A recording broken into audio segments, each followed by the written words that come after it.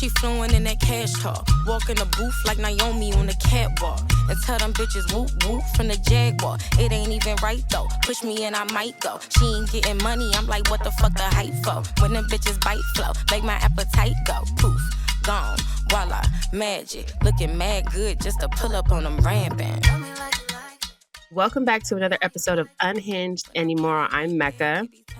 And I am your resident Beehive member, Jamila. Well, are you that Beehive? You're not in theme. Can I show you all my points of Black History Day? This is our first Black History Month episode. So obviously I'm wearing, a 613 and a cowboy hat because Beyonce won Album of the Year for Cowboy Carter. I have on a Hampton crew neck. Hampton just won against Howard this past weekend. Again? Howard can't win anything. And that's unfortunate. And last but certainly not least, I did this for you, Jamila. A hee-hee. And it's blue for the sweatshirt.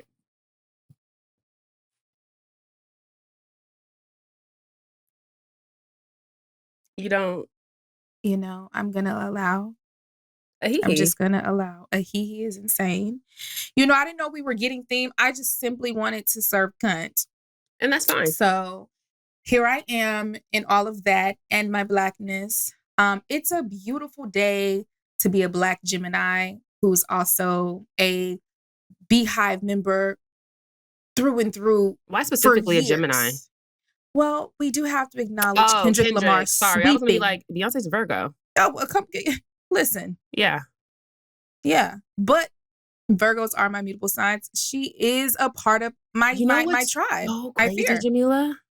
If Drake had just relaxed, it never would have got this far.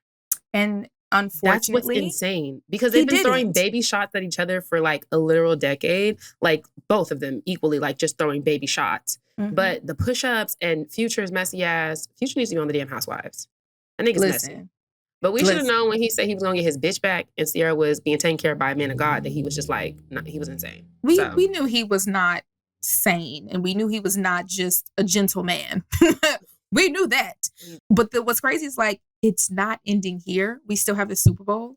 And it's I would have set myself on fire by now if I was Drake, on live so that y'all could feel my wrath because how dare you keep embarrassing me like this? He kind of has. Damn, this is embarrassing for you, nigga. And that's what the fuck you get. I'm so sorry. I don't give a goddamn. Y'all know I love to just hate on people. And this just makes me feel so ooey gooey inside. It's not as Thank sweet you, for King me. Kendrick. I used to be Aubrey's angel. Yeah. So it's not like a sweet, this is bittersweet. I definitely do feel like it's deserved. I know. Yeah. I feel like it's deserved. I feel like this is what he earned. But yeah. I wasn't one of the people preying on Drake's downfall. Oh, wow. I wasn't. I was. I will. And it's not necessarily I preyed on his downfall. I genuinely just wanted him to be humbled. And that we got that and more. We got that and so much more. And it's I think now going forward, we're going to see a different side of hip hop. Not really a different side of hip hop, but more so going back to what hip hop used to be, because even seeing the surgence of Doechii and her popping out in all of her glory and artistry, it's let's get back to our roots of creativity and artistry. I'm sick of the bullshit.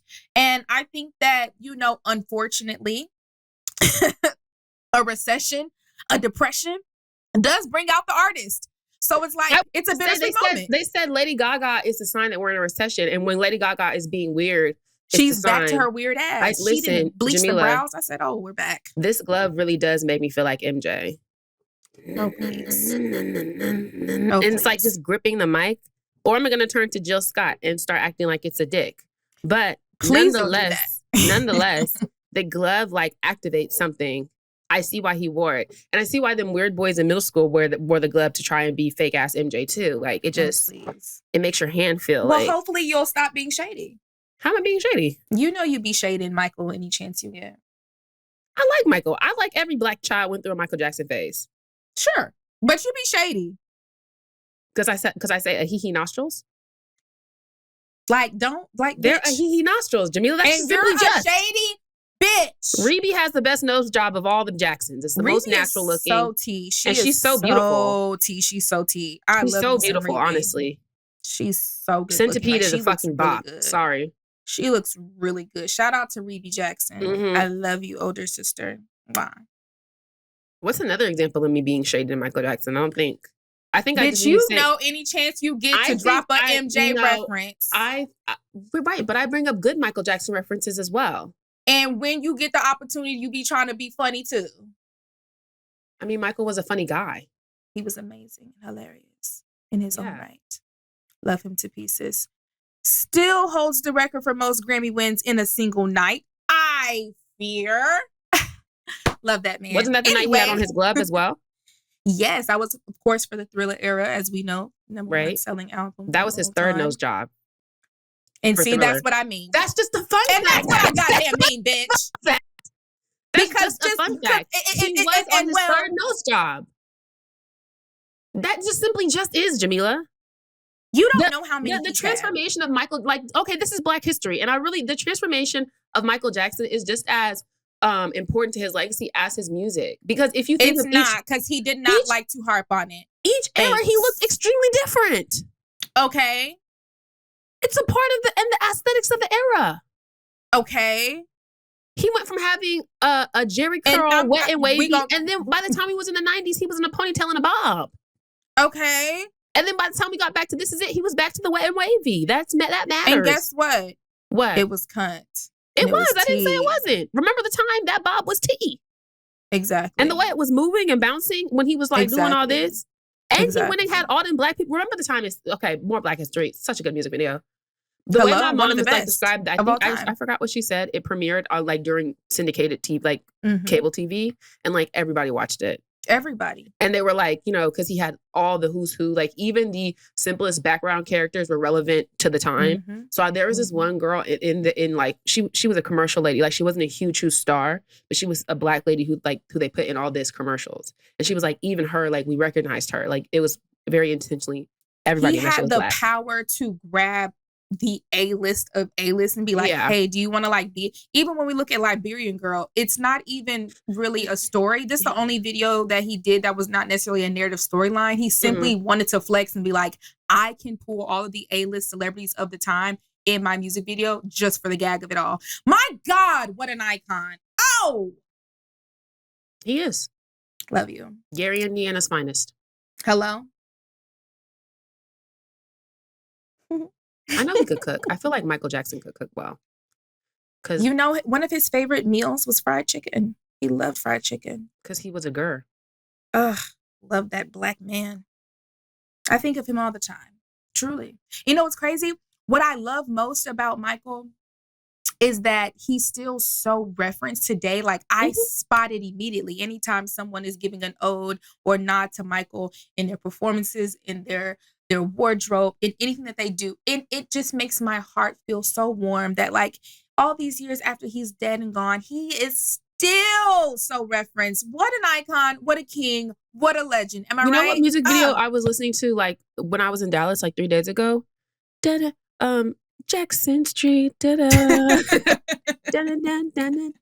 Street, and they had all the family in the music video from at that point up until the 90s, whenever it was made, the 80s. Bobbing. And then they all had a verse. It was so cute. And then Jackie was throwing a football, and they were all they were just all so happy.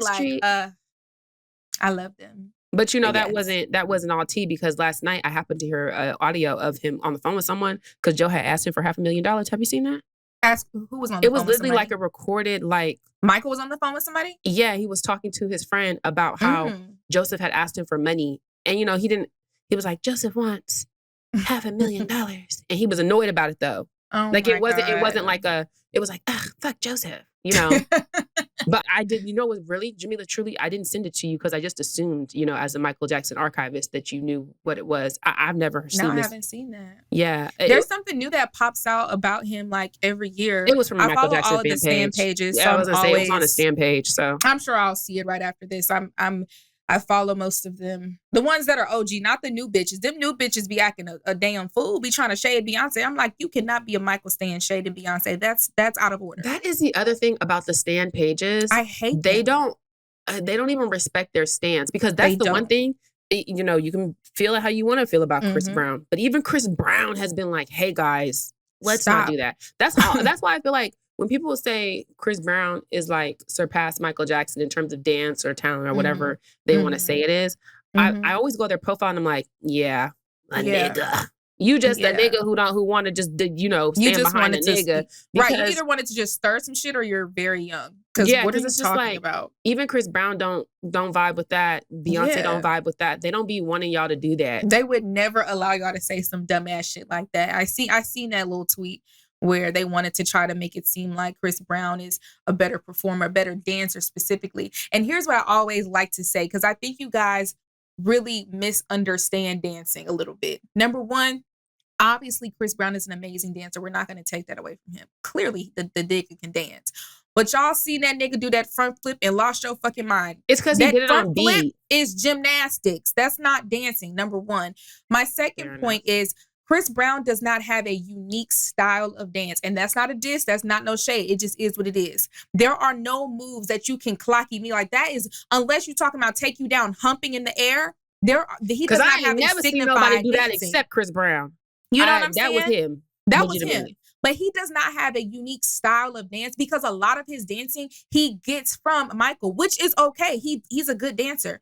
Michael Jackson created a style of dance. But Chris Brown will also tell you that. He will tell you he's heavily inspired by Michael Jackson. And that's why it's like, you can't try to be for real, babes. Be for real. Like, but on the same flip, Michael Jackson will tell you he's heavily inspired by James Brown. He will.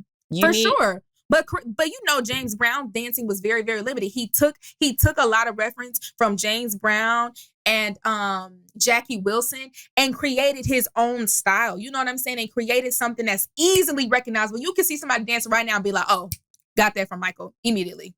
Yeah. But so you know, that's on the why flip, that's why I put him. I've told you, like, my dad is a big James Brown stan.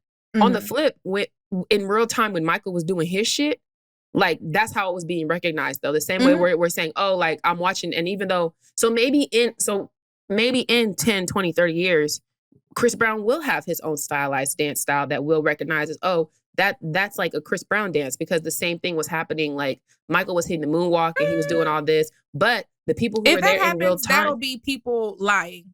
Well, no. And forgetting their history. But one could argue people forget their history when it comes to Michael and his inspiration. I mean, inspiration and like what because his inspiration is very obvious. Like, you can see and hear Michael's inspirations, but still he completely transcended his dancing skills beyond James Brown, because a lot of the James Brown was mostly footwork and splits. Michael kept the footwork, but added a lot of other stuff as well. So that is my point. James Brown was the first person to do like all the fucking footwork. So in real time, when we're, you know, in the 70s, 80s watching this, and Michael's doing footwork, he's not doing it exactly like James Brown. Of course, he's doing it like Michael, but we get the reference. We know, oh, that's a James Brown reference. So what I'm saying is, when Chris Brown has a long enough performance history that I do possibly think in the future, we can't necessarily sit and watch it in, like, interpret it here with us, because we have seen Michael Jackson. So we can't really separate, okay, Chris Brown or there. That's what I'm saying. Like, even when I listen to my dad talk, it's like, okay, he can't necessarily separate the James Brown footwork from the Michael footwork. Do you get what I'm trying to say? I get it, but I just don't think it's going to be the same with Chris Brown. I just don't see that happening. I don't see it happening at all. To your point, because I don't know. Michael had a spotted legal history as well, whether you believe it or not. But and Chris Brown just won a Grammy, so it's like not even just on the legal standpoint, or like not even on that, just off of just pure his talent. I just don't think, even when we would take a step back, like, we can recognize Chris Brown's legacy without us. Because I feel like, I've always said this, I feel like Chris Brown's specific legacy, as far as like who he directly emulates success-wise, has always been more so Bobby Brown and Usher. So I don't know why we skip those and go directly to Michael Jackson, because even though, of course, he heavily references Michael Jackson. Obviously, he's a huge Michael Jackson fan and he emulates him a lot. I feel like his career is more so closely aligned with Bobby Brown and Usher based off of the type of music he does, the type of dancing, the bad boy era, all of that is way more closely tied to them two than Michael Jackson. So I don't even really see why people continually reference Michael when trying to talk about Chris Brown. I mean, I get it because you want to go for the top Chris dog, Brown but it's like it just doesn't.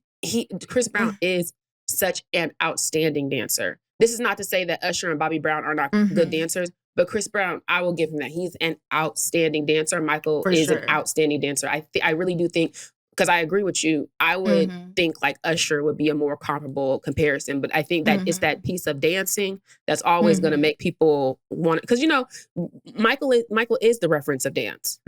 Like, that's just what it is. Is if you're referencing dance, you're going to think Michael Jackson. So when people come in and they're really, really good at dancing, they're going to reference Michael. We're going to take a break.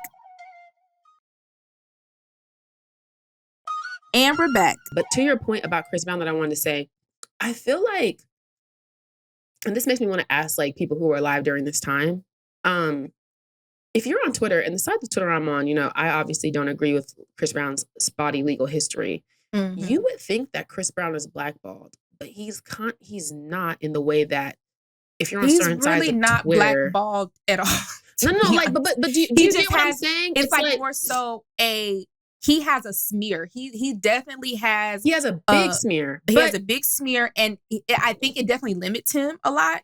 Because even looking back to when he was supposed to do a Michael tribute with, I think it was Kelly Rowland, maybe something about that. I can't remember. What was it? The AMA? Some awards he was supposed to do. Which one was it? I think it was Sierra. Sierra, yeah. It was him and Sierra, like maybe 2 or 3 years ago. It wasn't long ago. It wasn't like right after the situation. It was very recent. And they pulled out last minute. Like he had already been prepping for it. So it's like, it definitely limits him. Okay. But it has not stopped him. I was going to say, because when I saw successful. So it's like, yeah, those things are he's still reaping consequences from all of his actions leading up to it. So it's definitely one of those things where he's limited, but I don't think it's stopping him because I mean, he had a sold out tour. So that's been my biggest thing. Like, again, I'm not going to like, I feel like if you're a woman of a certain age, at some point you were in love with Chris Brown. I was one of them girls. For sure. I was right. Stan. Okay. So we all went to go see this Christmas in theaters and screamed when he put his fucking bird chest on the screen, but we were all 9. So that was like the pinnacle of sex appeal. It wasn't until this last tour, and I have people in my life who are big Chris Brown fans. But the thing about those ladies is they're the girls who have been Chris Brown fans since they were 12, 13, and they decided to remain Team Breezy. Whereas like a lot of people have been like, oh, well, you know, I don't agree with that, back up, like me and you. Yeah. He them go on to this past tour, and they even asked me to go with them, and I was like, I'm straight on that. But he had to add dates. It was sold out. I had no idea he was even nominated for a Grammy. When they said he won a Grammy yesterday, I was actually shocked because, again, if you get on Twitter or anytime he does something, you would think that Chris Brown is never going to step into rooms. And it's just like, what? For in the past year, I just feel like I was not aware that Chris Brown was thriving as much as he's thriving. Like, I legitimately was not. That's a great example of how social media is not the real world. It's only a snapshot. Like, because his success outside of social media is undeniable. And like, whether you agree with it or not, it's not relevant because it's not affecting him as much as we once thought it would. Now, obviously, when shit first cracked down, when the first beating hit, baby, that nigga was knocked out of there. I thought he was never coming back from that. Graffiti is such an amazing album, and it didn't get no love because he dropped it right after that. Yep. And let me tell you how I remember, baby, I feel like I was watching the TV when they stripped the Spearmint commercial off of the screen. It was like gone, like it didn't even exist. They used to play that commercial in heavy rotation every day. I double your pleasure, double the gum, and that was they a stripped commercial. That shit immediately. He was immediately up out of there. So I thought it was gonna remain. So seeing, transitioning to now, it's like, oh shit, like it's like he doesn't get the mainstream shit like he did pre, Rihanna and stuff. But he absolutely is. He doesn't even need it.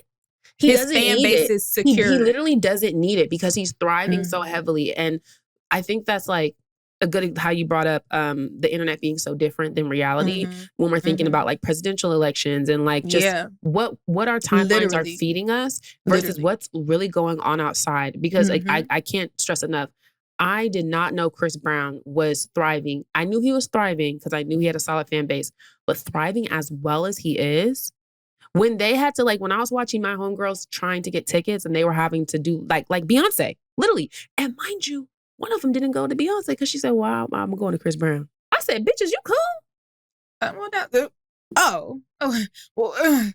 Okay. Well, okay. Well, thank you for giving me that ticket, baby, because yeah, it was not me. You know, okay. I'm not sacrificing my Beyonce ticket for the Chris Brown. No. I think she also dubbed the Usher concert to go to this. Oh, girl, please. Team Breezy be serious. They do be serious. I mean, I get it. Like, he's a good performer. He puts on a good show, though. It looks like a great show. Like, it's just, you know, and it's crazy because if you knew me in middle school, baby, I was so down. I had pictures of him stapled on my wall. I was so obsessed with Chris Brown. Y'all just don't understand.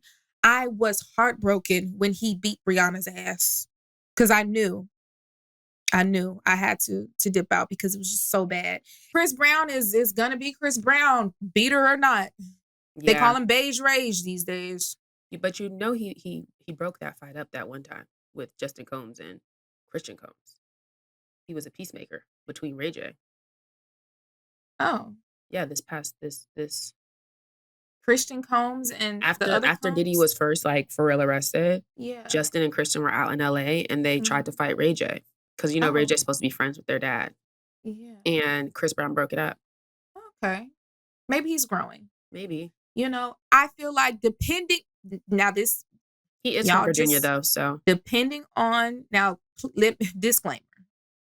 What I'm about to say may come across as problematic. Ooh, say it.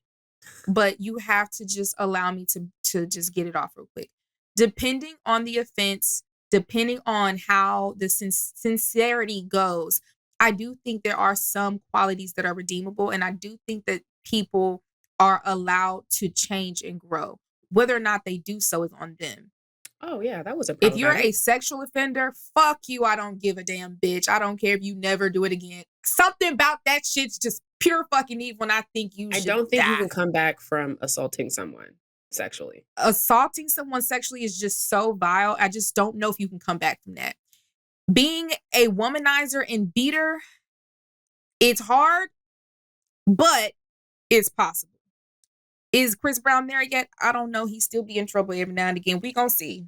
But I mean, that's it's interesting. Just it's difficult. I also think the severity of the offense, because you have men who are like monsters. And I'm gonna be transparent. I don't categorize even some domestic what are these called, disputes.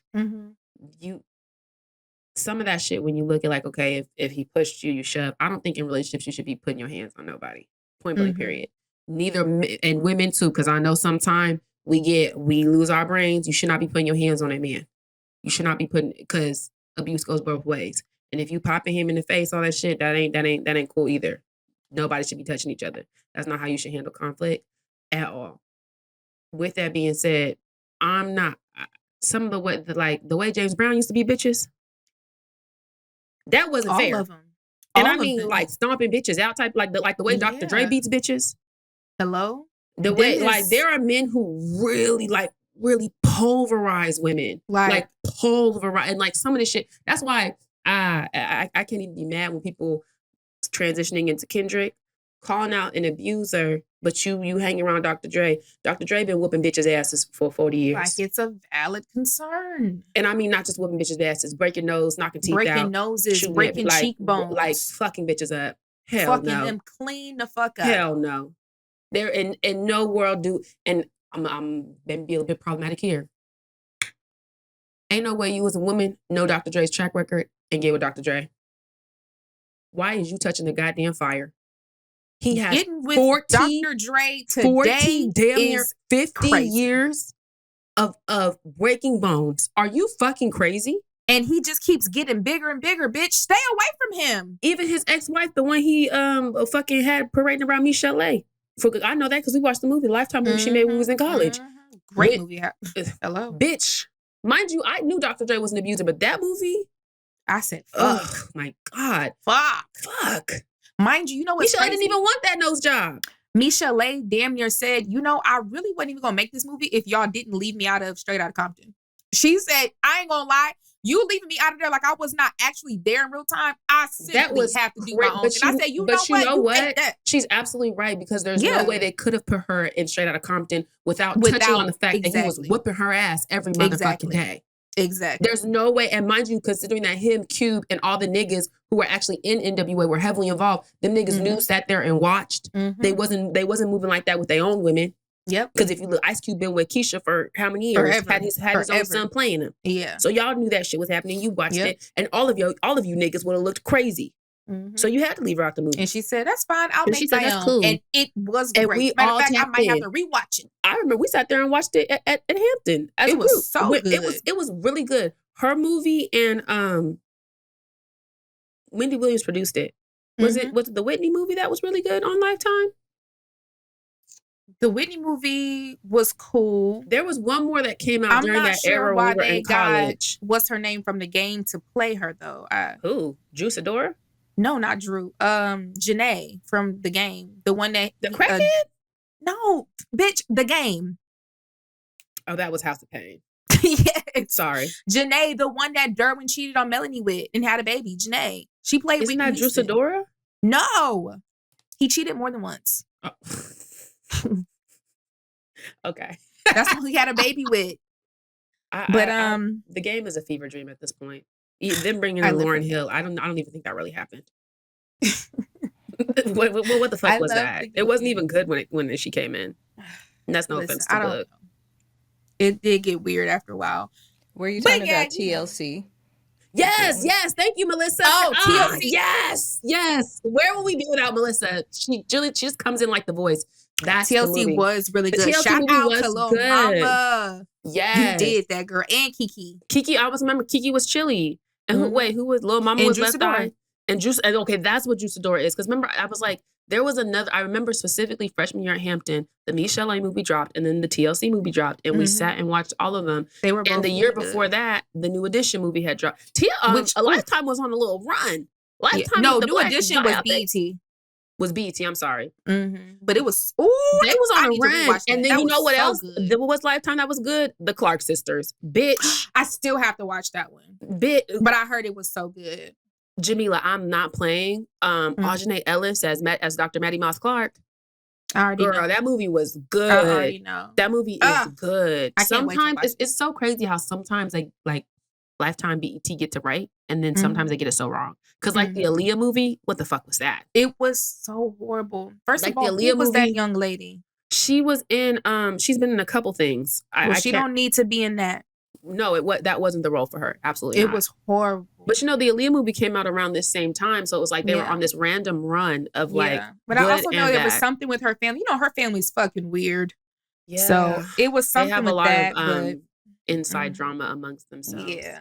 I didn't like that at all, and I really love Aaliyah, so I was really looking forward to watching that, and I was let down extremely. I said, "Oh yeah, this was ass. Don't do that again." We're gonna take a break. And we're back. Album of the year, Cowboy Carter. Album of the year. Do you feel like Beyonce winning Album of the Year was a here damn? Yes and no. The thing about Beyonce, she's so intentional with her work. So every album she drops that has been in that category absolutely deserves to be in that category. She don't have no awards that it's not like a sympathy award. Cowboy Carter did deserve to be in that category. The here damn of it all is like, damn, bitch, you gonna keep making albums that we gotta recognize and at least goddamn nominate. You know what I'm saying? It just was giving like here damn in terms of, because if we don't give it to you, you just gonna keep. Like how Susan Lucci kept getting nominated for Emmys because Erica Kane was fucking iconic and a good character. She's a good actress. Susan Lucci was nominated like 30-some times before she actually won. Like she was nominated every year. So here damn just simply becomes here damn because you're not going nowhere. Yeah. She's not. And we're on. And think about it. Act 3 is supposed to be rock music. And let me tell you something. As the daughter of a rock and roll player, baby, I am set and ready to scream. I'm so excited. It's just a matter of like, here, damn, so that we could possibly get back to regularly scheduled programming or not. Maybe we'll see. Yeah. But Cowboy Carter was absolutely deserving of Album of the Year, but so was Renaissance. So was Lemonade. So was Self-Titled. And so on and so on. Because honestly, yeah. of that run, I'll stand 10 toes. B-Day is my favorite Beyonce album because of the fact that album raised me. Like, I would not be who I am today if she had not shaped and molded me in that way. But Renaissance, dropping your best album so deep in your career is crazy. No, she's that's like some Tina Turner type shit. Her run is really, really insane. And it's like, when you look back, there's not a lot of artists that you can like lay out their discography and be like, all of these are hits. Like, there's always sometimes like, this one is kind of ass. Like which one do you think is kind of ass? Because that's the thing about Beyonce. Because I know we were trying to albums are ass. Now we can rank I was going to say like, ass in terms of, I have fun ranking Beyonce albums with other Beyonce fans because you can really sit there and talk about it, because at the end, it's all simply good music. Like, she really doesn't have any skips. Yeah, she doesn't have It's just a matter of like, why do you like this album? Yeah, or for sure. What does it mean to you? Like how I just said, B-Day, I got the deluxe CD and DVD for my birthday that year. It was a moment. And what's amazing about being there for B-Day is like being there.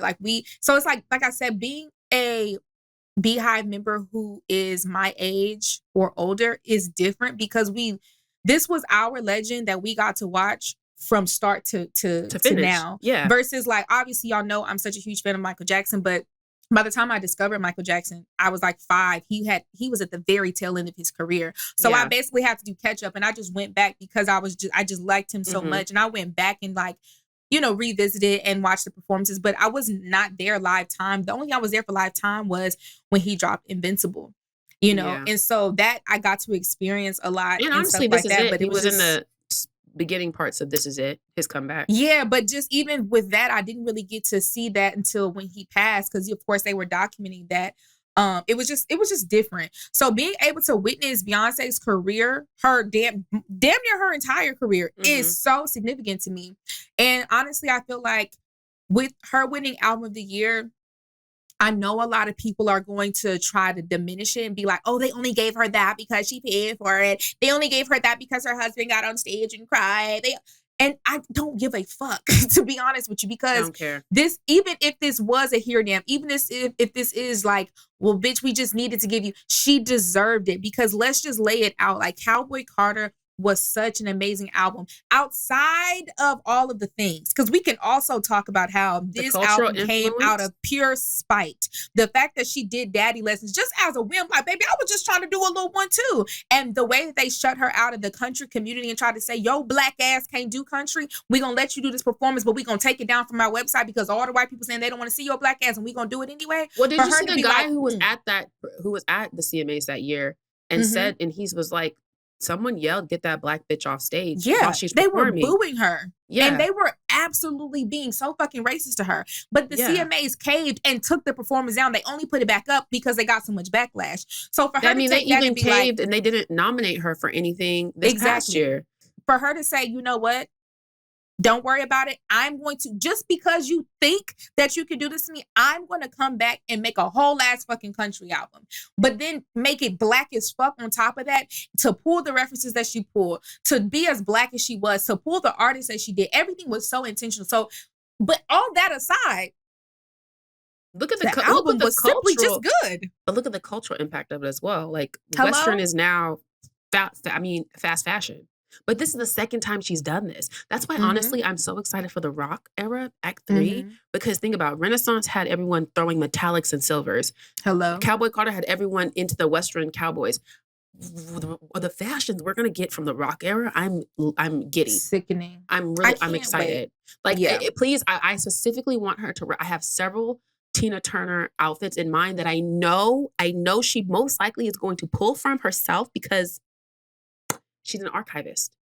And that I cannot wait to see. Those are the references that I want to see. I can't wait to see, because y'all already, if y'all don't know, Tina is also in my top. Like, I am a Tina Turner stan. My God, I love that. And you should have known woman. that when she was fucking Pamela Anderson for Halloween this past year. I said, oh, she's prepping. She's Because, you know, I know Pam is, the youth don't really know Tommy Lee, the rocker, and Pam, the rock wife. And the moment of it all. Like, when she put that big furry hat on, that was a direct reference. Like, yes, prepare. Mm-hmm. Prepare, I'm about to gag. Prepare yourselves. Yeah. And I love looking back at I'm able to, like, dissect all of her albums. For me, because you asked, like, what do you put at the lowest? And ironically speaking, and this, again, let me preface this by saying there is no bad Beyonce album. Mm-hmm. It's just a full what stop. You There's think. just, but based off of what I know and based off of my personal preference, the one I put at the bottom, ironically, is her debut album. And I say that because I think this was her first album. And it's an amazing album.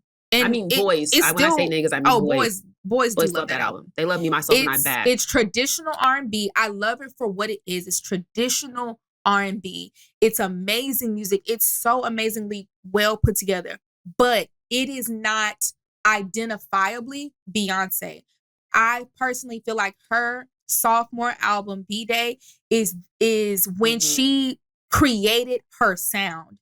B-Day means a lot to everybody. I feel like every Beehive member really, like, has engraved, like, B-Day into their veins, because it is literally when Beyonce became Beyonce. She had a very, very, like, distinct sound on that album.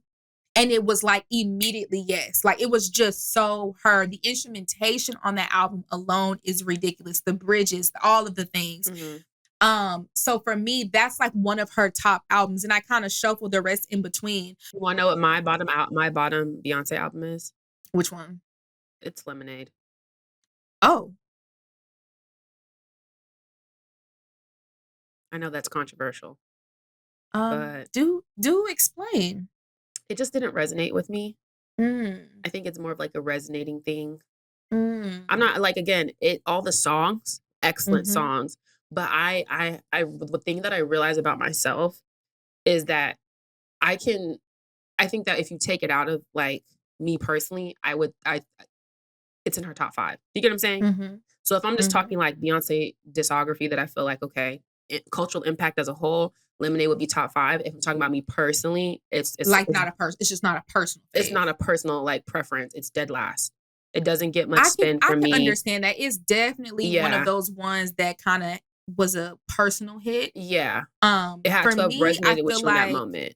Right. I feel like with Lemonade, because the reason it's so high up for me is simply because of the rollout of it all. That her doing a short film for that and allowing the music to kind of play and gradually tell the story of, like, healing and grief. Yeah, but it's the last song. It wasn't really a part of the. I was going to say Formation was, like, it's different thing, but I know it's on Lemonade. That's why I was. Okay. Yeah, it was just everything, and I was like, I felt a different level of vulnerability from Beyonce on that album. I think that's why it feels so close to home for me, because I never heard her sound that vulnerable before on a whole album. I'm like, oh my God, Beyonce's talking to us, because you know she don't talk to us no more. So and I remember when she used to talk to us, and even when she used to talk to us, it really wasn't what I love about. And I am seeing this from some of the new girls, like I always want to call that girl Chappelle. It's Chapel. Chaperone. Chapel. Sabrina. A lot of the girls are going back to artist development and the school of Matthew Knowles, the school of Joe Jackson, the school of we don't need to know too much about you personally. And I really, really, really, really love that. Yep. Like, taking out the Summer Walker of it all, because that's the thing. You understand that Summer Walker is incredibly talented. Like, that bitch, doesn't she play the guitar too and write them songs? But it's never going to give, you feel me, a Money Long, Victoria Monet, like a developed artist, because we know really too much of your bit, you too much in the mix with the civilians. And I love that from at least this freshman class, We're seeing that. They're going back. Get out of civilian business. Yeah. It's because we've been on the internet for 20 years now and people have, watched the pros and cons of it. They figured it out. So me and Shwani just said, even we're actually us. in a good era of music. Like, we're at right now. Yeah. But you can even see that with new and upcoming influencers, social media personalities.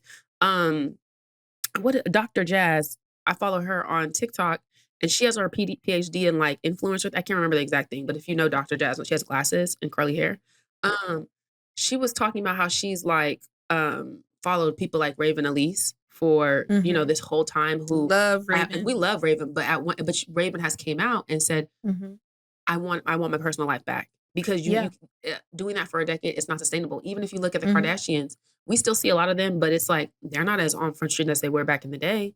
That's not sustainable long term, I think. And the new class, it's just not realistic. Yeah, personalities, influencers. You see us. I know for sure, me and Jamila, you don't be hearing us talk about the men we date no more. Whereas, personally, at one time, I used to actively talk about it. I'm talking to you about that. No, I didn't. I know with Noah, he pops in here and out, but you don't know too much about him. Noah's not the. I was gonna say the way content. People still in my comments every time, randomly. But honestly, oh my gosh, you have a kid. And that's even in the past year, Jamila. There was a point in time where if we followed you, we knew you had a son. I think it's so funny seeing people now be like, oh my God, you have a son. There's a whole new class of people who don't. There's also a new class of people who don't know about Little Moms because she's been so in and out for the past 8 months but there was a point where I was constantly talking about her. So if you followed me, then you know. And I wanted to transition because I wanted to talk about this. I saw a video about, okay, let me tell you the inception and I'm going to give you my hot take. So Lil Yachty was on the Club Shay Shay. I seen a couple of clips from it. First of all, I want to make it clear, I don't think Lil Yachty's a good guy. I think he's a bad friend and just an overall scumbag. And sidebar, I actually really love the form that Club Shay Shay has allowed for these artists to just spill. My dream is that Beyonce one day would just forget who she was and go on there. But obviously, I know she would never. But we can dream. But no, yeah, I even though he's clearly not, a trained journalist, you can tell that by some of the questions she asked. I enjoy that they feel comfortable enough to talk to him. I like the forum that Club Shay Shay has offered, but continue. He was talking about he has a daughter. Now, just like you, sometimes a lot of people don't know Yachty has a daughter. He doesn't post her. And a girl made a video saying that she believed it's because his daughter's dark skinned. Now, I don't know what his daughter looks like. She said she thinks it's similar to how Danny Lay's daughter is with the baby. I would not consider their baby dark skinned, but she is of the browner complected when you're comparing celebrity babies who get with a certain IG light skin, racially ambiguous woman, and they make these mixed babies. Okay, full stop. Then she went into talking about other influencers, those type of influencers who before we just knew them for them, and they became moms and their content began to center around their kids. I think that that's a very nuanced conversation. And it's one that I don't think we can fully talk about and appreciate unless you are actively taking care of a child. Because I can definitely say pre-Little Moms living with me, it was I noticed much, much more when women would have kids and all of a sudden now we're just talking about your baby. But in the same breath, I know when I had Little Moms, I was very intentional on my content isn't going to be surrounded by her. It's not going to, and just how you're intentional, your content isn't all around Noah. And so to the point about the girl being she feel like these celebrities don't post their kids because they're not racially ambiguous versus people who post their kids and then kids just happen to be racially ambiguous. I think it's case by case basis, number one.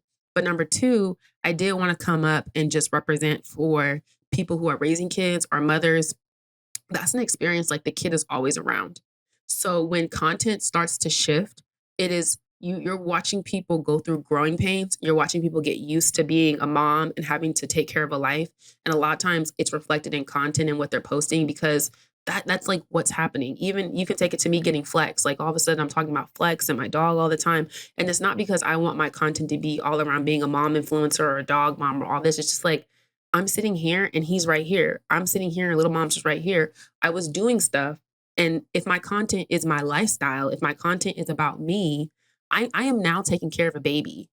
And so sometimes when I feel younger demographic, single demographic, childish demographic are talking about women who now are transitioning into motherhood, I do think you can critique it and say, hey girl, we definitely want to, we want you, because I don't think being a mom should be like the sole basis of your personality. I think it should be a characteristic about you, but you, before you grow a mother, you are yourself. So it should never fully encompass who you are. But I do think it gets a bit unfair when we start critiquing how influencers and people transition into motherhood and how they choose to show us how they're transitioning into motherhood.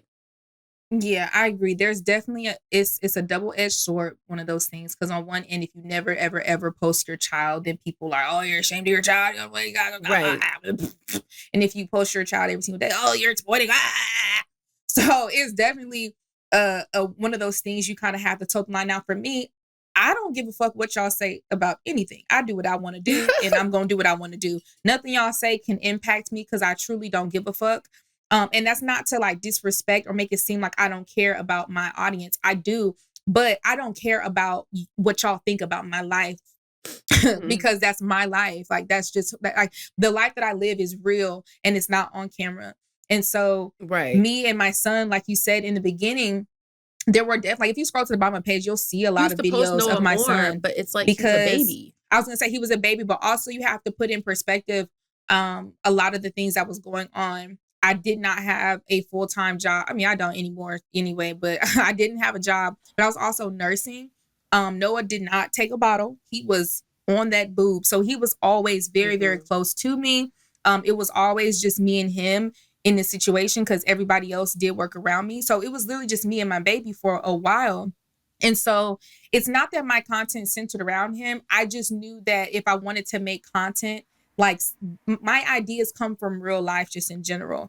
And that's what I would do. But even then, it still wasn't heavily revolved around me being a mom or revolved around Noah. To kind of take it back to like present day and just thinking about even like the whole Lil Yachty situation, I also think it is a fair point to say that, conveniently speaking, a lot of the people who actively choose to not show their kids on camera, those babies do be brown skinned. And specifically with the Lil Yachty's of the world, where his baby mama was being colorist. Wasn't that the baby or Yachty too? It was Danny Lay who she made the song Yellowbone. But if Yachty's baby mama, no, Lil Yachty's baby mama. I'm talking about. No, so this is the thing. I didn't know Yachty even had a daughter. I forgot her name. But you can look it up on TikTok. I forgot the whole situation. Shit. But yeah. Okay, that comparison and makes I think way she much even more had sense.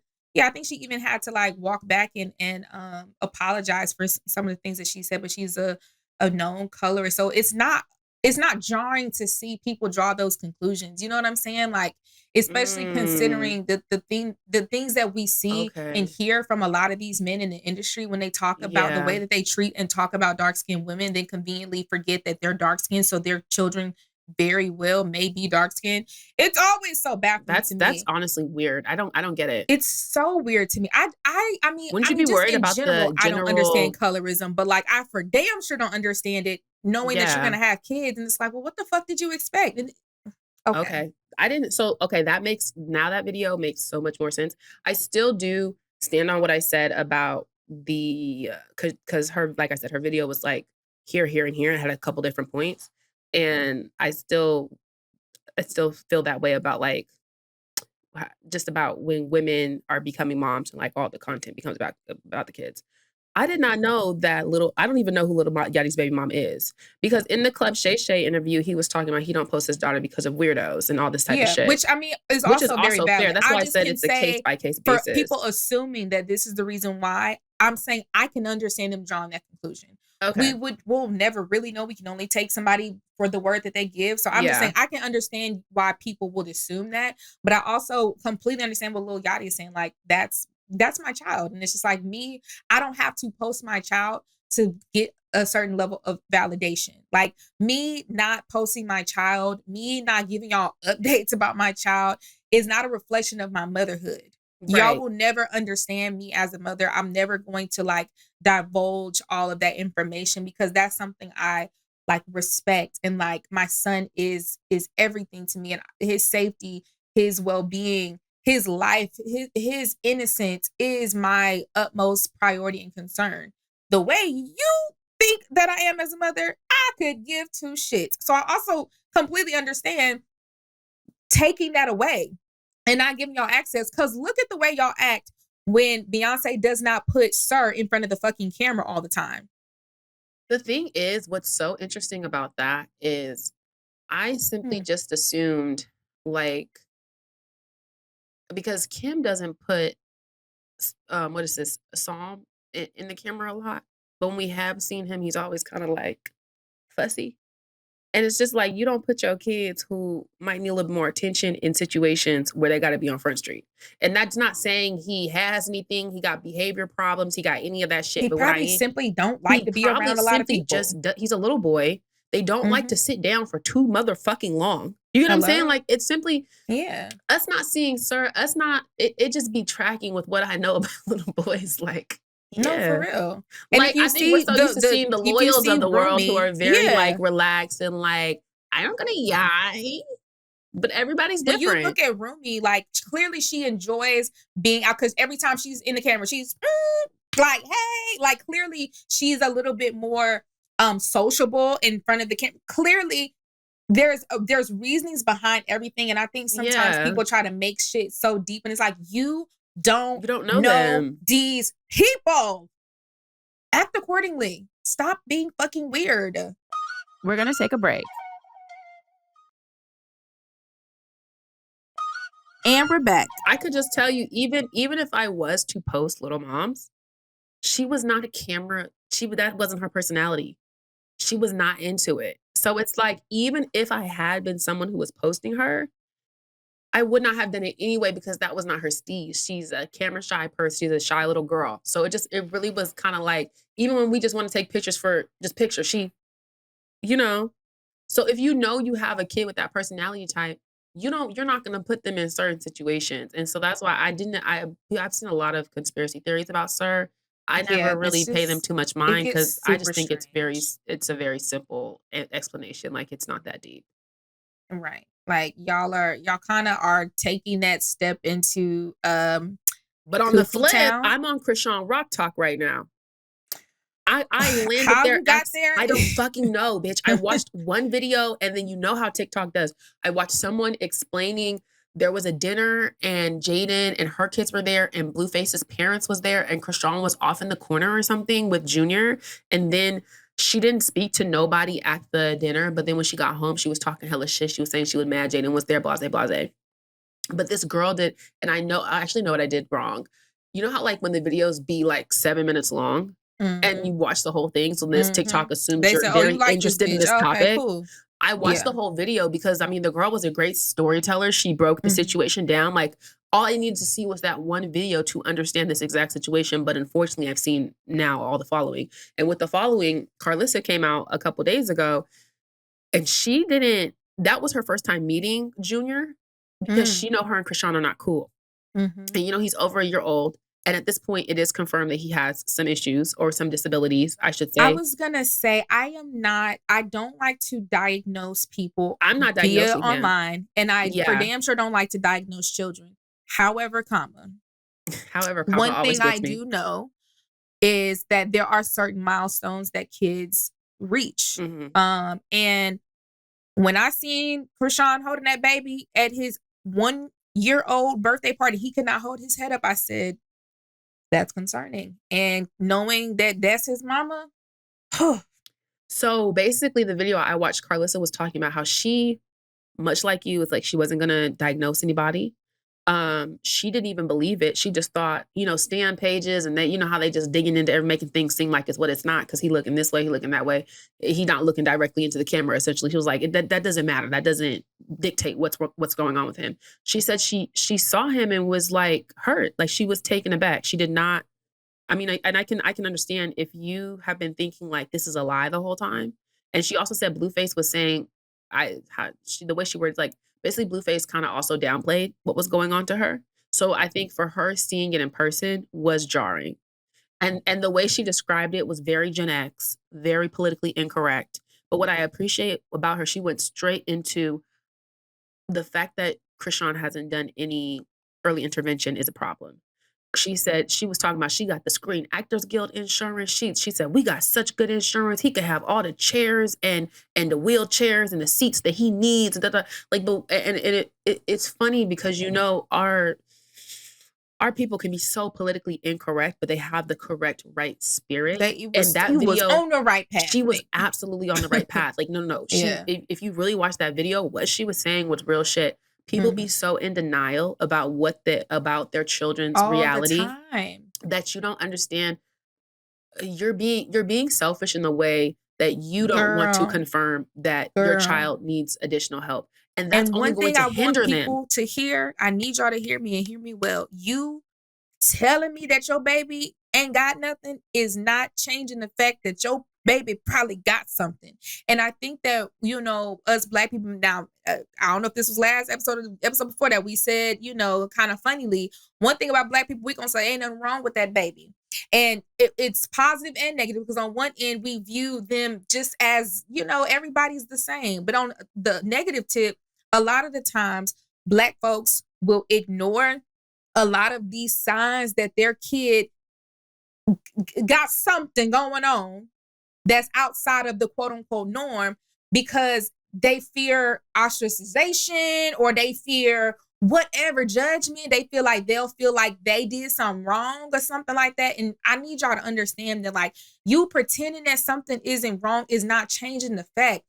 You allowing your kid to flourish, and it doesn't. And also, I want to say, it doesn't mean that there's necessarily something wrong. You know what I'm saying? It's just something that needs to have some attention to. For example, like, so many kids are on the autism spectrum, and a lot of the times they don't get diagnosed, and so a lot of their I guess you can say symptoms, the things that they present as, are misconstrued and treated as behavioral issues and all these things. And so they don't get the right accessibility. They don't get the right resources. And so it negatively impacts them. And versus those resources you just make doing the what the difference. fuck you need to do. They make the and difference. just saying it makes a huge in difference. The quality of life for your child. Exactly. Because you have no idea how getting early attention to kids with autism or even ADHD, dyslexia, all of these damn things, early intervention is best because it's not about trying to correct them because it ain't nothing to correct. It's about knowing how to work with these kids with these certain things. Like, that's all it is. Because I know, thinking about now I'm not necessarily saying my parents did something wrong with not getting me tested because they probably just thought I was just fucking hyper bad. Yeah. But I know for a fact if I had been diagnosed with ADHD earlier, my school career would have looked a lot different. School was very, very, very hard for me. Like, I couldn't sit the fuck down and listen. And I just thought it was just something wrong with me. I just thought I was tripping. No, that's the point. I think the example about you and school possibly looking different and, grades looking different, that's the piece. That really is the piece. It can make or break. It's not about fixing anything. It's about giving kids tools to be able to live to have the best quality of life and to live the best life that they can possibly live. And you don't need to fix anything to do that. What you do is you give them tools, you give them help, you give them, because we do have to learn how to, if you're able to, gotta learn how to cope. Gotta learn how to make it through. You gotta learn how to get through what's going on. And sometimes when we're not given the tools, people figure out how to get through shit, and that's not always correct. Right, or healthy. And it's gonna help the parents too, shit. Like, when you learn how to, work with somebody with these ailments instead of fighting it, it makes your life easier too. Cause now you're also equipped with the tools. Like, Black folks, we got to get out our own way. I know Black people really are like anti-doctor. And I get it. I get it, baby. I know the historical implications. I know why. But we got to move forward. Black folks, y'all got to go to the doctor. It's obviously very sad that we're watching this happen with Krishan and Krishan Jr., but this situation has caused so many conversations in regards to this in our community. And if you want to look at the glass as half full, I do feel like you have a lot of people openly saying, like, I've said it, Carlissa said it, early intervention is the key. Like, get out your own head. You need to accept what's going on. You need to get your child the help that they need so they can have the best life they can have. Because if you don't do that, you're not being the best parent that you could be if you don't do that. Must I say, naming that baby after you, that was tea. That was the most amazing thing. For Sean Jr., she ate with that. Yes. She did eat with that. And I did. This is one little thing because this is a pet peeve of mine. And I want us to be more knowledgeable about this because it actually is going to help us. The bit about medical racism, I want you guys to hear me and hear me well. Medical racism is not doctors giving you medicine to kill you. I need us to listen, Black people. More likely than not, statistically speaking, the way that medical racism actually is going to affect you is by doctors misrepresenting you and your case, or not diagnosing you for the things it's them that you not actually giving have, you medicine. for not giving you the medication that you need. More likely than not, you are not being medicated. You're being misdiagnosed and underrepresented. So please stop doing that. Stop thinking that medicine is the devil. Stop thinking that the healthcare system is like, oh, you're Black, I'm going to give you high blood pressure medicine so I can kill you. That's not how medical racism works. Even when y'all try to use the Tuskegee, it's not funny. It's just because it's like a valid example, but it's like, no. But y'all use it incorrectly. They did not give the Black men syphilis. I need y'all to hear me. They did not give the Black men syphilis. They gave they had a group of Black men who were already infected with syphilis, and they did not treat them to see how it would happen. That is the medical racism in and of itself. They used these men who already were infected and experimented on them by not giving them the proper medication to see how it would affect their bodies. Y'all are misrepresenting that experiment to validate your fears of medical racism, but you're using it wrong. And to validate the fucking Dr. you. CD diet. Okay? An alkaline diet cannot heal fucking everything. You Hello. niggas make me sick. Hello. Dr. CD also said your nuts should be green. Hello. Don't get me on my fucking CD rant. I hate that nigga. I hate Dr. CD. He died of a pneumonia. Ugh. He's dead. And I need you to understand, you cannot cure mucus from your body. Some of you niggas need to hear me. Some of you niggas are dumb. And you know they're going to be in the comments, but the alkaline diet. No, I but love a good glass of alkaline water from time to time. I want you to know, no matter what you eat, your stomach is acidic and it is going to neutralize the shit that you put in your body because that is how science works. Y'all cannot change science.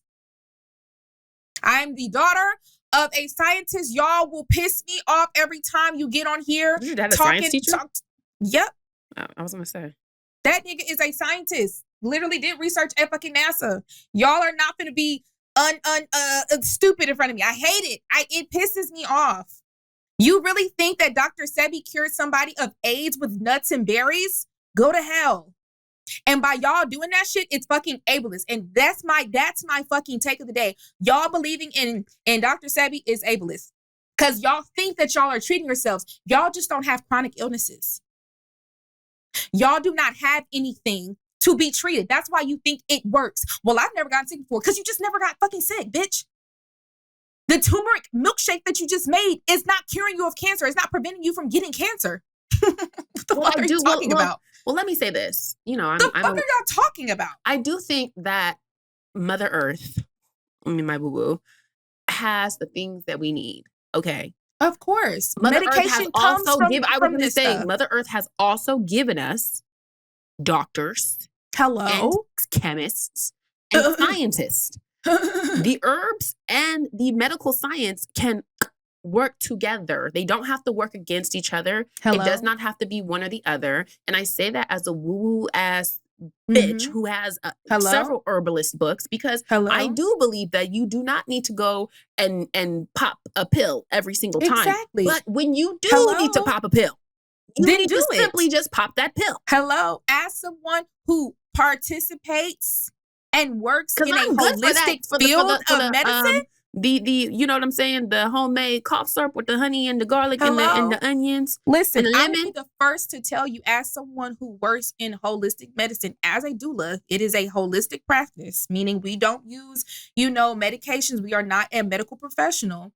I'm here to tell you that no, you do not always need the X, right? You don't need that all the time. There are moments and times where you can take a holistic approach to certain things. But to say that everybody, the cure for all of these people things is a Dr. Sebi handbook, you're going to go to hell. These people are going to die. There are some ailments, there are some things that people have that need real treatment by real doctors, not somebody who never went to school. Not a light-skinned and who bitch died with from locks. pneumonia. Get the fuck out of here. God damn it.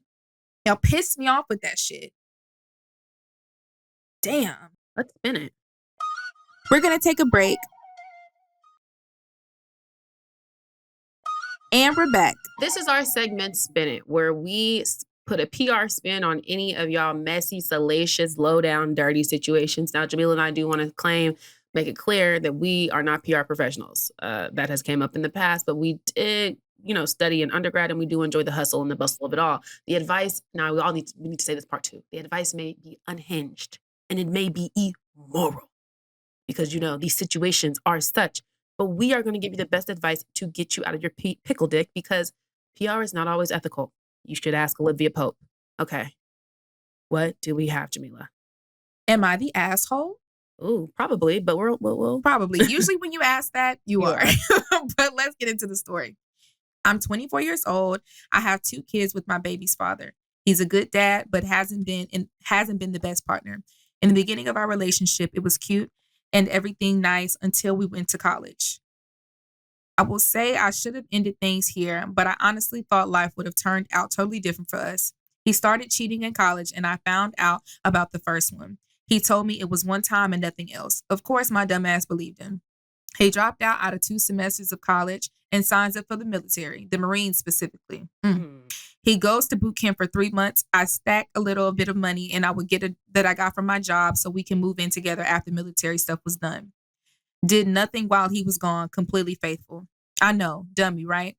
So he did 3 months in, and then maybe 8 more months of school after his job.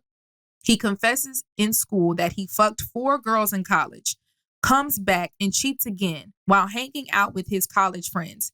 We were in COVID and moved in. Things got bad with my mom, and I was just trying to use him to get away from her. Then I get pregnant 8 months later. I have the kid. He barely helps, goes out with his friends, and didn't have a job. Got fired after I gave birth. His stepdad died, and we moved to Florida. When we moved, I wanted an open relationship because I know he was going to cheat. There were rules. Did he follow them? No. Disrespectful as fuck. But at this point, I could just walk it out, and I have a kid in Florida. Expensive.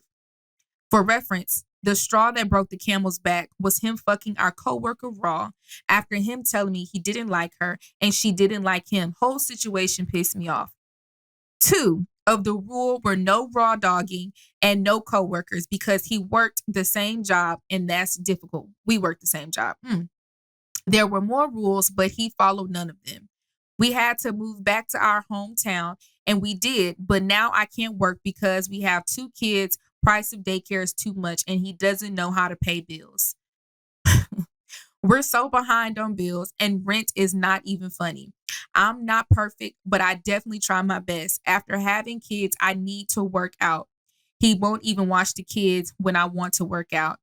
If I need to catch up on cleaning, if I need a break, I've cried to him about when I ask him to do it. He just says he's tired. All I need is my own life, and I don't even have that.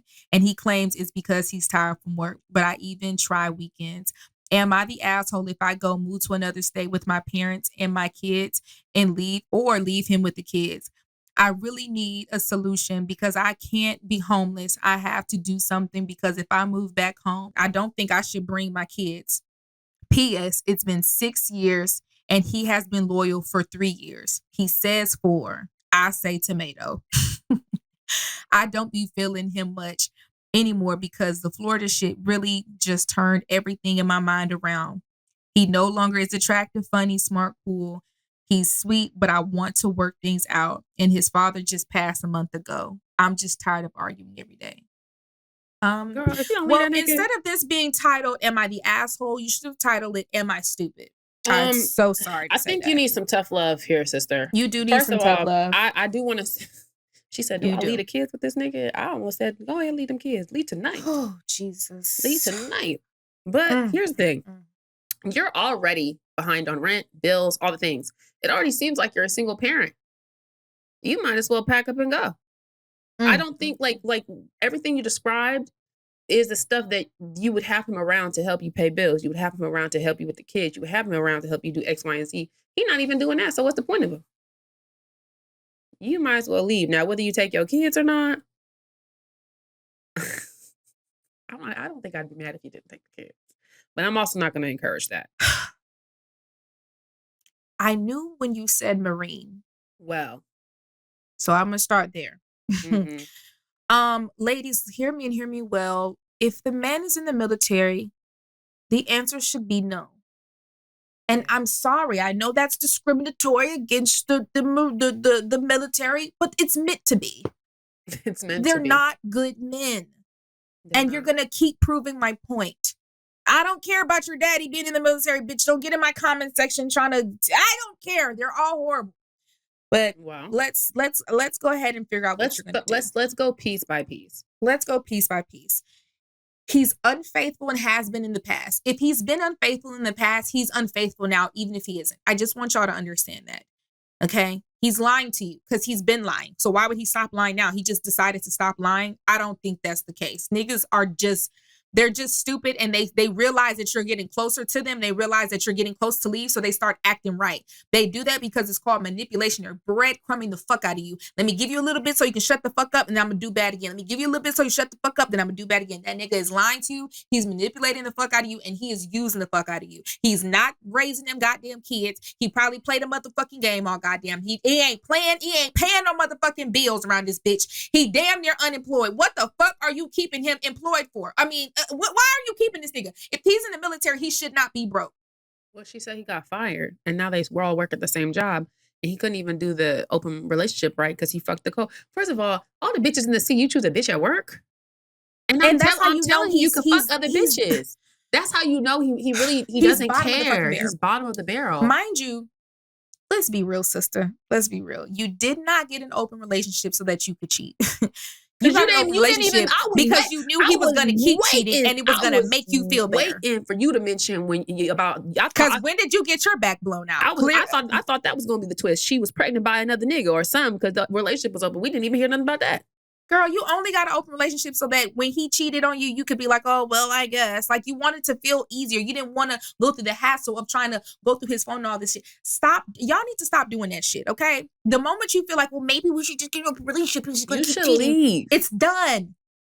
You should leave. Now, in regards to the children, hear me and hear me well, that if he is still in an active military, because if he's in the military, sometimes they do have like separate jobs. Like sometimes they work like on the military, like it's short term, and then they go back. So I can understand what you mean as far as like him being in the military, but then not also having a job. I know what you're talking about.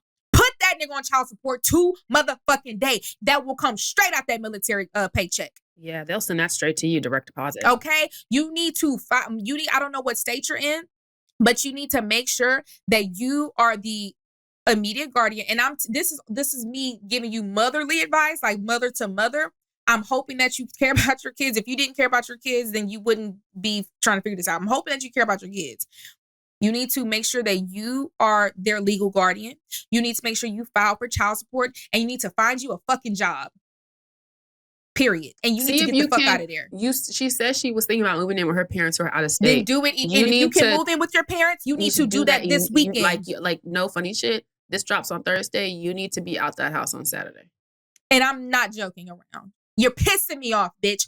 Pack all your shit up and go. If your parents are gonna allow you to stay in that house, and you're talking about I don't know what to do, bitch. Go to your parents' house. Let them watch the kids while you find your ass a job and start stacking. No, at least you'll be able to work out. She said she can't even work out for an hour because we want to watch the kids. You know your mama and dad will watch them kids for an hour. They're gonna be happy to. They're going to be excited to watch them Go online right now and see if you find a remote job based in where your parents, what state your parents are in, because you said that's not the state that you in, so you can secure a job, so you can get, and on the back end, and honestly, I don't know the temperament of this man. I know you're trying to leave. They say the most dangerous time for women is when she's trying to leave a relationship. You ain't got to let, I always You don't say, have to bitch, let if him you know. don't ghost this nigga smooth off the strength, like, do Yep. not even let him know you getting ready to leave. What you need to do is make these plans very silently, buy them plane tickets, and he don't seem like he worth a damn anyway. He go out with his friends all the fucking time, get a little red-eye flight, put you and them babies, go to the airport at midnight, pack that shit up while he's outside. And when you get there, and only when you are safe and secure with your parents, then you can let him know, hey, I'm out. I'm not coming back. If you want to see your kids, we can do this, and that, depending on his temperament. If you feel like, you know, it's safe to be around, like, you know, depending on your parents. Because I know for me, you can try it with my parents if you want to. I don't mind telling you I'm at my parents' house, bitch. You can come in here and try it if you want to. My parents is bodyguards, bitch. Yeah. And they strapped. So if your parents is, you know, a little on the weak side, maybe wait till them court orders come out. I don't know if because he's in the Marines, I'm going to assume he'll knock your head off. So let's go ahead and file a restraining order too, just to be safe, bitch. Because if he's in the fucking Marines, he's fucking crazy. I can tell you that. And he's probably bald-headed by choice. Them men are scary. Bald-headed by choice is crazy shit. That's what they be doing in the Marines. Just buzz cuts. Just ball and still ball. Like the man on fucking Drumline. Very scary. Very, very scary men. Get the fuck out of there. And don't piss me off and don't look back. First of all, you wasted 6 years of your fucking life with this nigga. Don't waste your youth. You're already 24. Like, girl, come on. You got 2 fucking kids. You know how niggas be with bitches with kids. As a bitch with kids, you know what I'm saying? It be like that sometimes. Yeah. At least you got one baby daddy, bitch. You know what I'm saying? Because it gets sticky again when you get multiple, and then, nigga, you know what I'm saying? You can still get you a new nigga in 3 weeks. You get you a new nigga tomorrow. I need her to be safe first. I need her to make sure, you know what I'm saying? I need you to get some business. Well, the relationship already open, so. Hello? If you play your cards right, you could be living large by May, bitch. Yeah. Stack up at your parents' house while you get you a new job and focus on that career path. Okay? Once you've been working for 2 weeks, then I will allow you to start dating. But bitch, you dead wrong for not getting no money on too. I ain't gonna lie to you. I get it. But at some point, you need to start being self-sufficient. To pay the bills. Like, her money has been going towards trying to keep them afloat. Okay. So I don't think there was room to stack. She said they're really behind. And you should be ashamed of that. You should not be paying him and your way. I was gonna say, girl, because you could be behind on your own by your own goddamn self. You being behind with a man, let me tell you something. What my grandmother told me, you don't let no man live with you not paying no bills. That don't make no sense. That don't make no sense. If you're gonna struggle, you can struggle solo dolo. What you struggling and you got a man sitting next to you for? That's stupid. That's dumb. That's dumb. That's crazy completely as fuck. Idiotic. That's why I say you're not an asshole. You're a little stupid. Yeah, but you don't have and to. And I mean that with love. I hope you understand that we talking to you like this because you need to hear it. I wish I could push you in your head like this. Get it together. Yeah. Why would you ever let a nigga do you like that? And he fucking y'all coworker raw. Oh my God. Now you gotta beat the bitch ass too. I don't know. Michael Jackson jazz fingers. Don't beat the bitch ass. Don't beat the bitch ass. She probably think y'all relationship open. She ain't know a thing. She ain't know the rules. You know he was lying to her too. You know niggas lie. Cause if he really wanted to be a father, guess what? He'll go to that courthouse and give his case. Father, and he'll plead his case. But I guarantee you, bitch, when you file for custody and that support, you know what he gonna do? Sign on the dotted line. Yeah. And they gonna take that little percentage out that check and he's gonna be all right. And he'll do a little visitation here and there. And he'll figure it out. Just like he figures out how to fuck bitches.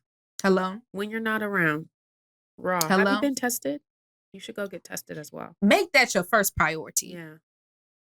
Soon as you get, I mean, actually move first, bitch. I ain't gonna lie, move first. Because whatever you had, you been had it. So you go ahead and move. You already got it. So and you 24, okay for you still on your parents' hours. insurance. That don't end until 26. So go back to your parents' house. Yeah, so a little 48 hours ain't gonna do much. Go ahead and pack all your belongings. Get to your mom and them house. Schedule an appointment with the gynecologist. Get a full suite done. Mm-hmm. And hopefully you're clean and hopefully you're good to go. Because babes, that's scary. Yeah.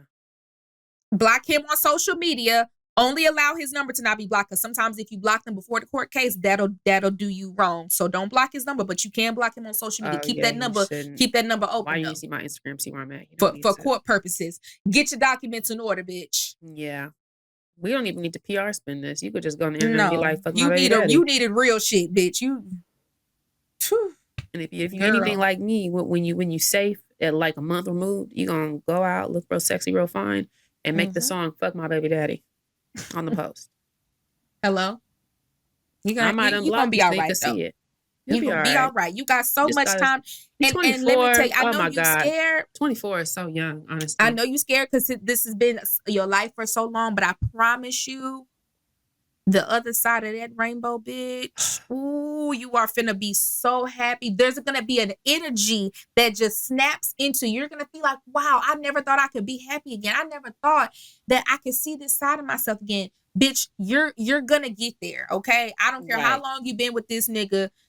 When you finally you got so much life left to live. You're like, granted, yes, 6 years is a lot of years. It's your entire adolescence. But comparatively, as someone who spent the first of my early 20s also in relationships and the latter end of my 20s, like not in relationships, I'm so far removed. Like once you get to like, honestly, even 26, you'll be like, that seems like so long ago. I was tripping. You really will be. And you think it's bad, but it's like, girl, you're not even 30 yet. Like, and you're going to experience this post-dating life, and your mind is going to be blown. Yeah. You're going to be so intrigued with this new dating and just what it's like. You're going to be like, wow, there's different type of niggas out there. Hopefully no nigga will be able to play you again. And you're going to be like, wow. You know what? You're equipped. You have an advantage over some people because you have seen the worst of the worst. You already got kids. You ain't got to worry about none. Exactly. You don't ever have to have another kid. You got, if you want to, you can go ahead and try to. You know what I'm saying? That's a good number. I'm just saying, sister, you're going to be all right. You're going to be all right. Let us know how it goes. Right in. Please, please. Well, let's get into the comments. All right, y'all. So now we're going to read some of y'all's comments that y'all have been leaving on various platforms. We love when y'all send us love. We love when y'all send us all of your thoughts as you're watching the podcast. So please remember to keep liking, subscribing, following, and leaving those comments, because even if we don't read it here on the podcast, we're definitely reading it by ourselves because we just love y'all so bad. Okay, so I will be reading, what are these? These Spotify's. No, I feel like this is Apple Music. Which is this first one, Melissa? Yeah, that's Apple. Apple, okay. Kinley J said, love y'all down. You guys are so freaking hilarious. Just what I need when I'm at work. Every time I listen, I feel like I'm talking to my homegirls, period. Also, I second y'all coming to Columbus, Ohio when you go on tour. Period. Okay. Ain't that where Sky Jackson baby daddy from? Ohio? I don't know if it's Columbus. Yerky jerky. Child, who knows? Okay, and loved. Reese Omega said, as a 37-year-old gay elder millennial, I love this podcast. You girls give me so much life. Y'all are so intelligent and cultured. I followed y'all on TikTok for a long time, but this podcast is just a joy for me. Keep it up. Thank you. Thank you. All right, so these are from Spotify. At Deja O. Williams, y'all ladies hit the nail on the head with the boycott discussion. I am a health equity organizer in DC, and it makes me so mad when I see people act like this work is done overnight. It literally takes months to plan a campaign, and if we talk in execution of the plan and wins, baby, years. Exactly. At Lauren Nicole, I feel like Jamila, spirituality-wise, I just crave the community of church now. I may go back soon and performing, LOL. Heavy on the performance aspect of it all. Just want to dance a little bit. Get light on my feet. Jamila, LOL. They want us pregnant with chlamydia. I don't even know why or what. Why did I say that? I don't even know what that relates to anymore. You say so much bullshit. The Republicans are banning. Abortions. I need to clip that. That is so funny. At Miriam Jeffries, Macklemore out here pandering to watermelon. You talk Palestine and making songs about that. Y'all are funny. Aristotle Smith, Jamila with that look up every time. Wait, what? Jamila with that look up every other time she have a point be killing me. Y'all know I'm going. You be looking straight into the camera. I'm trying to. That's because Mecca don't know where to look. She be looking everywhere, but everywhere. Where she I'm trying to get better about it. I think I was looking at the camera a little bit last week. I'm crying. AKP, shout out Mount Olive. LOL, I love Jamila gives us that lore about Mobile. Okay, Mount Olive in the building. Period. Okay. Ed Kendra Laria. Thank you, Jamila, for that take on the Bible and religion. I always struggle with my understanding of it, and this was a perfect way for me to grasp it. Love y'all both. Love you. Thank you so much. Okay, period. I'm on the YouTube and I said, this is at Super Nola Girl. Oof. Nola, baby.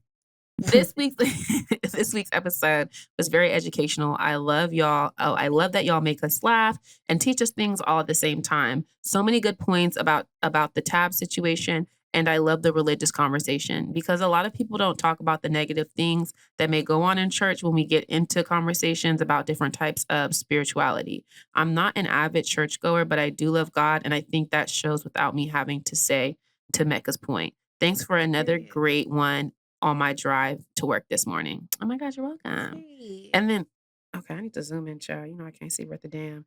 A Chanel 2015 said, Jamila has me screaming. Not that God Biden's face pulled into a ponytail. They really do. It's pulled so tight. It's tucked like it is. Okay. Aquania. I hope I'm saying that right, girl. Aquania, Mulba. I'm really sorry. I'm really sorry. I'm really sorry. 28.35 said the jump cuts and the screams. Okay, now I'm gonna have to go back and watch all of this. I've still not finished watching it. Like I still have to go back and finish. I was so busy last week. Purple Pleater 42 said, I'm anti-religion, but I really enjoy the church talk. Jamila was cracking me up when she went in on the failed NFL boycott. Jerry.Vincent said, oh, y'all took it there today with the church talk. I feel so seen. I love y'all. And then what's this? Clark 0405 said, Bill Clinton does look like he have the suds. Love y'all. And then K-JK3ZJ said, at 109.53, it's okay. It's not, but LOL. Jamila is so funny. Thank y'all. Well, happy birthday, Beyonce. And you have everything that Kim Kardashian doesn't. And a baby. And a baby. Bro, Wendy is so iconic for that shit. Love her. She's so funny. I'm glad she's Thank doing you guys good. so much for watching yet another week, another episode of Unhinged and Immoral. And we'll see you next time. Bye. Unhinged and Immoral is hosted by Jamila Bell and Mecca. Produced by Melissa D. Montz and Diamond Imprint Productions. Post-production by Coco Lawrence. Production assistant by Melanie D. Watson. Music by AOTY and Brooklyn Billionaires. And graphics by Claudia Choi.